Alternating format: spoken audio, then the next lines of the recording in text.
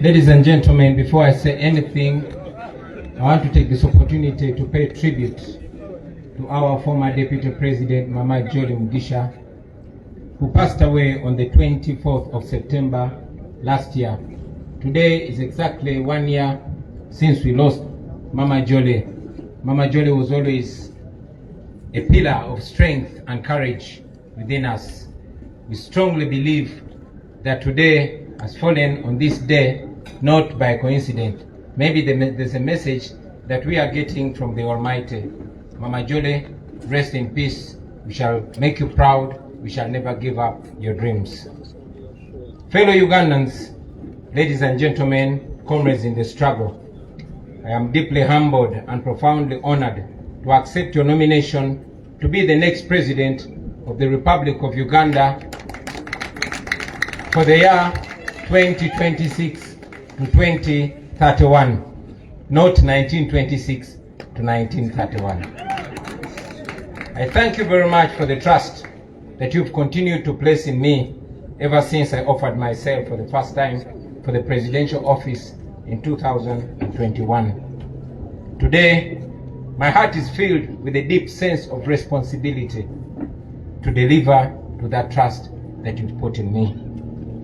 Together, we have been everywhere preaching the message of a new Uganda. And today, with this nomination, we start on the final phase of our mission to freedom and true independence. Since our nation was born in 1962, every change of leadership has been written in blood. The blood and sacrifice of the common people of Uganda, the citizens of Uganda, and yet the leaders who always promised liberation have always delivered oppression. For 40 long years, one man and a small group of his relatives and friends have ruled our country on gunpoint.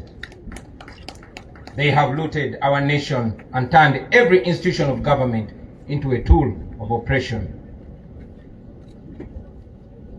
They have reduced the citizens of Uganda into slaves on their own land. They have reduced all of us into beggars, and they've turned our poverty into a tool of control. And yet, our country is not poor. Our country is rich.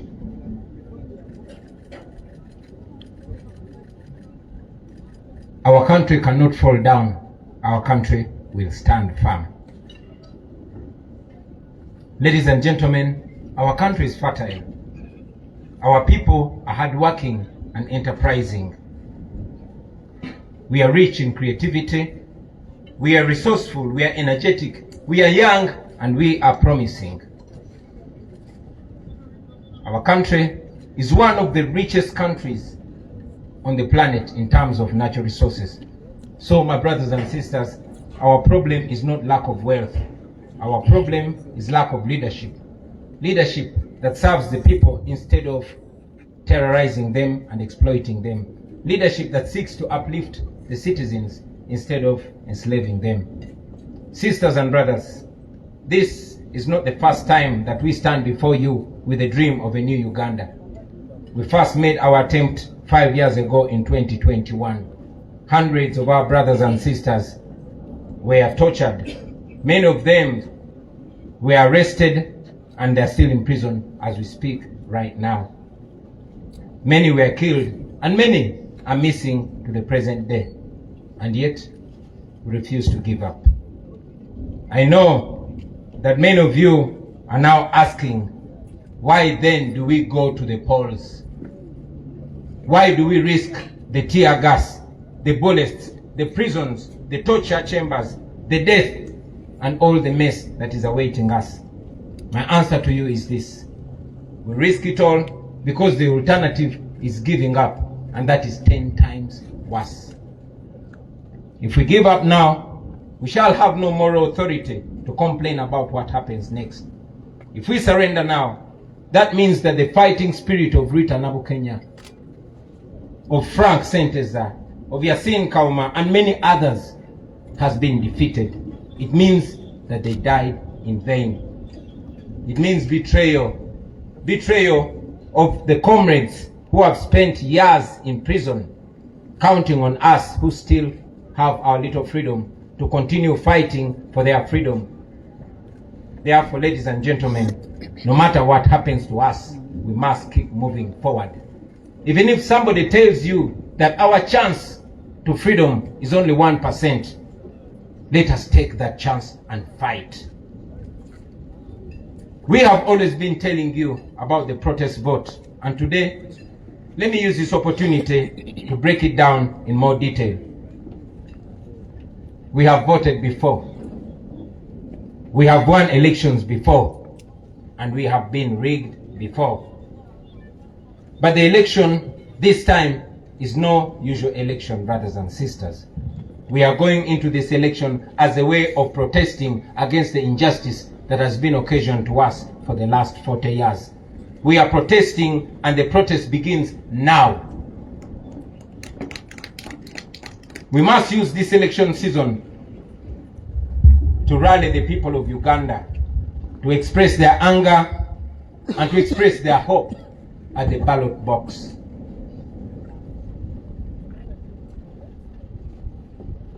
We are going to use this election to protest legally. We are going to use this election to protest constitutionally. And we are going to use this election to protest non-violently. We must mobilize the people of Uganda to come out and vote in very, very large numbers. Numbers too big to rig. We must lay different strategies and make different plans to ensure that we, the people of Uganda, get our freedom in this season. Now, to our brothers and sisters in the diaspora, you, brothers and sisters, the Ugandans in the diaspora, you send so much money. You send more than $2 billion back to Uganda every year. In real sense, you are the biggest investors in Uganda. We know that many of you even fear to come back home because you know what happens to those that return home. Many of you don't risk the brutality. We know that Ugandans like Sam Mugumya, who returned from a Congolese prison, was abducted weeks ago, and up to now he's missing. Nobody knows where Sam Mugumya is. We know Robert Kayingo Luja, a lawyer who was recently abducted from the airport, kept incommunicado for a month before being forced back in exile without even stepping foot in his house. The examples are many, ladies and gentlemen, but I tell you, my friends, we are fighting so that you can return to your home, to your families, to freedom and dignity. We are fighting so that you are received with roses and not handcuffs. We fight so that Uganda can give your children the chances and opportunities that you never got. That is why we fight. Now to General Museveni. I know you don't like listening to young people or even listening to anybody at all, but at least listen to your friend and Bush War comrade, General Kainda Otafire. I want you to remember that Uganda was here before you, and Uganda will be here long after you are gone. You don't have to burn it down on your way out. The best guarantee for your legacy, for your security, and for what you and your people have earned in the last 40 years is to allow a peaceful, orderly, and democratic transition of power. That opportunity is available because we are not vengeful people. We still believe in peace. We still believe in justice. And yes, we believe in reconciliation. All we want is a free and fair election. No military violence, no police brutality. That is not too much to ask for. Let this election not be a military operation. Let this be a democratic election. That should not be too much to ask for. You are aware that for the last 5 years, your regime has done everything to break our spirits. They try to silence us, but we are even louder. We are not giving up. And you know that you cannot defeat people who don't give up. Now to fellow Ugandans, I don't need to tell you that the 2026 election is already not fair. You have seen General Museveni's son who is also head of our military, promising to kill our people in order to guarantee 80% of the vote to his father. He also said that during these presidential campaigns, we will be forcefully guarded by his private militia, the SFC, the same SFC which is responsible for abducting and torturing our supporters. So as we go for this campaign, it's like walking into the shadow of the valley of death. But I say to you, comrades, fear no evil, because the Lord Almighty is with us. I say to you, brothers and sisters, that we shall walk but not get tired. We shall suffer, but we shall not die. It will be painful, but we shall win in the end. We shall reach in a new Uganda. We have no doubt about that. We shall reach in a Uganda where you will move in town and not see guns on the streets. In a Uganda where security will be protecting the citizens and not terrorizing them. A Uganda where teachers, soldiers, health workers, and other workers are paid promptly and adequately. Where farmers earn fair income from their produce. Where traders are not suffocating under exploitative tax regimes. That is a new Uganda that we dream of. That is a new Uganda that we shall definitely get to. A Uganda where citizens can demonstrate on the streets about injustice, and the response of the government will be to listen to them and not to shoot them dead. A Uganda where jobs are not for the connected few, but for all those who qualify and are willing to work. Thank you.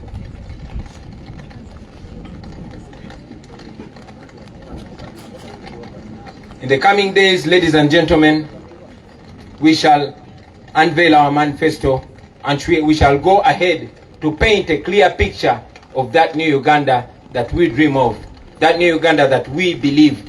But ultimately, about leadership, that will be a Uganda where leaders will be serving the people and not the other way around. I tell you, my friends, that Uganda is possible in our lifetime. And with your courage, with our sacrifice, and with the grace of God, we shall reach that new Uganda.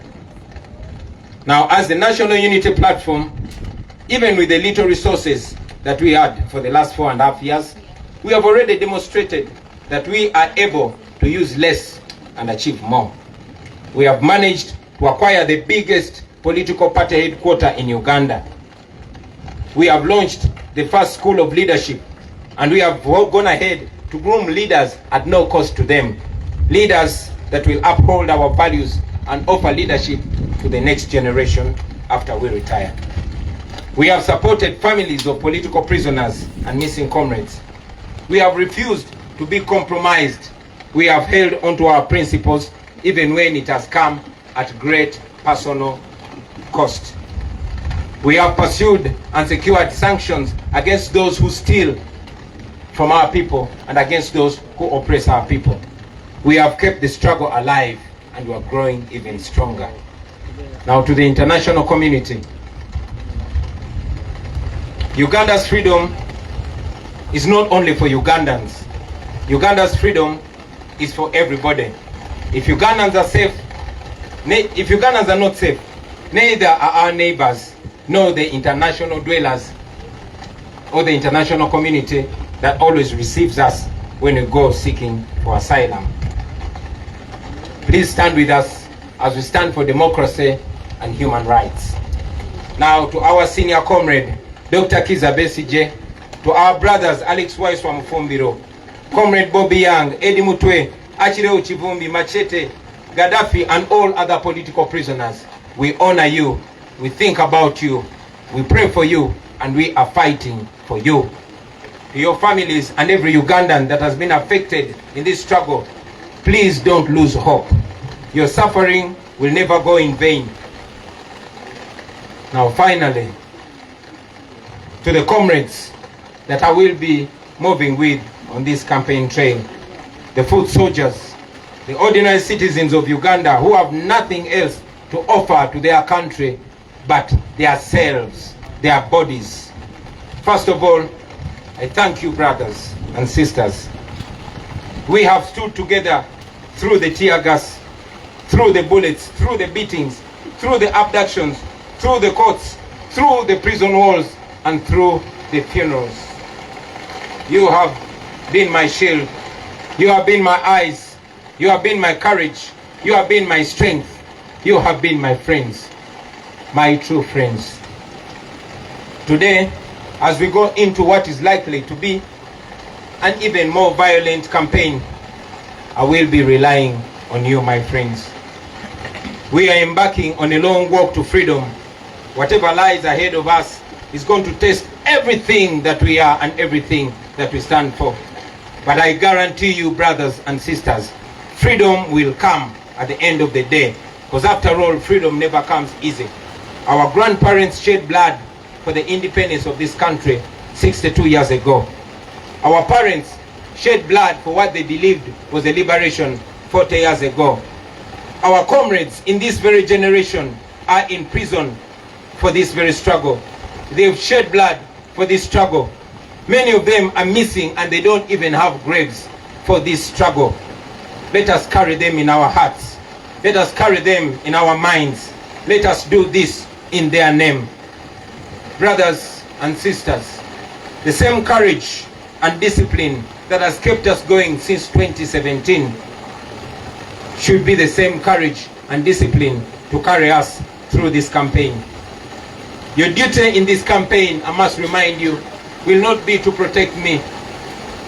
Yes, your duty in this campaign is not to protect me. It is to protect yourselves. It is to protect each other. It is to protect those ordinary people that come to support us on our rallies. I request you to be vigilant in every village that we shall enter and on every rally that we go to. Please be very solid and be very sober. Please be very calm and be very disciplined. Hope for the best, but prepare for the worst. Be careful, but don't show fear, because this regime wants us to be fearful. My brothers and sisters, I want you to understand what we are fighting for. We are fighting for a better Uganda. We are fighting for the farmers, for the border riders, for the young graduates who have no jobs. We are fighting for the ghetto people, those ghetto youth whose future is being stolen away in exchange for a few shillings. We are fighting for the ordinary children whose future is empty and we want to give meaning to. We are fighting for those police officers who are ordered to brutalize you because you are fighting for their children's future, and afterwards they have to return to their uniport, to an empty house, to children with no school fees, and to a family with no health insurance. Please don't look at them as your enemies, because they are not your enemies. They are victims too. They also wish that things can change someday. Brothers and sisters, if we succeed, this country will be free and things will change forever. It will never be the same again. Unfortunately, if we don't succeed, nobody will ever believe that we did our best. That will mean that we are condemning our children, those that are born and those that are unborn, to slavery. And that is not what we should be doing. Therefore, brothers and sisters, failure is not an option. We must get our freedom, or at least die trying to get our freedom. I don't know how much danger is awaiting us on this campaign trail, but I know that we are going to keep moving with hope and faith. We are carrying the hope of our entire generation, a hope of millions and millions of Ugandans. Brothers and sisters, I want you to understand that this that we are carrying on our shoulders is a historical responsibility. So prepare yourselves. Hug your loved ones one more time and tell them that we are going to war. We are going to a war that we never chose. A war that we are not even trained for, but a war that has been imposed on us by our oppressors. We are facing an enemy that is armed to the teeth. and we are facing the enemy bare-handed, only armed with the truth and God. We are fighting this because it is a duty that we must take on. We are fighting for our God-given right to live as human beings in our own country. We will never retire. We will never give up. We will fight until we are free, and I'm sure we shall be free in the end. This is not a matter of when, but it's not a matter of if. This is a matter of when, and we know that we are going to achieve our freedom. Brothers and sisters, I want to conclude by guaranteeing to you that are here with us and all Ugandans all over the world that in the end we shall be free. In the end, everything is going to be all right. And if everything is not all right yet, then that will not be the end. Thank you very much for God and my country. Thank you, candidates, for that address. Now, members of the press, the candidates team has said that it's going to do the version in Uganda at Natete and also answer the questions there. So given the environment, I don't know unless the candidate chooses to. That is the guidance on the stage. Thank you very much. Uganda, Baba. Uganda.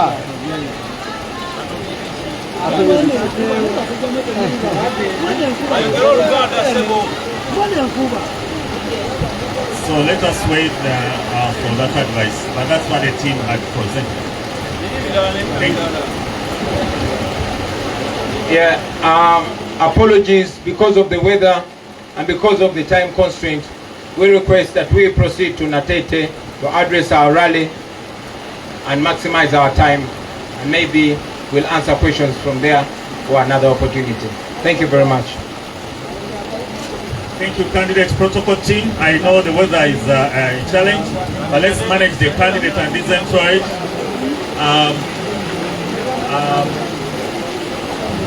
Please, protocol team, protect my microphone at the main podium. And let us usher the candidates, the vehicles, security team. Please attend to the candidates so that he exits well. Our dear guests, lunch is served as we await the next candidates, the next aspirants who are coming into our venue.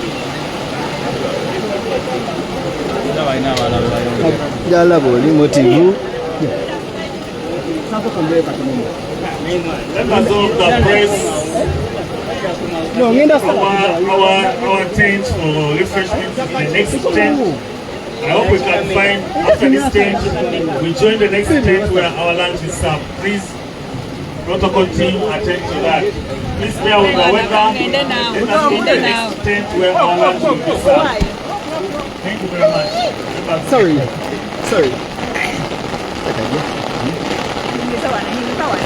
Oh,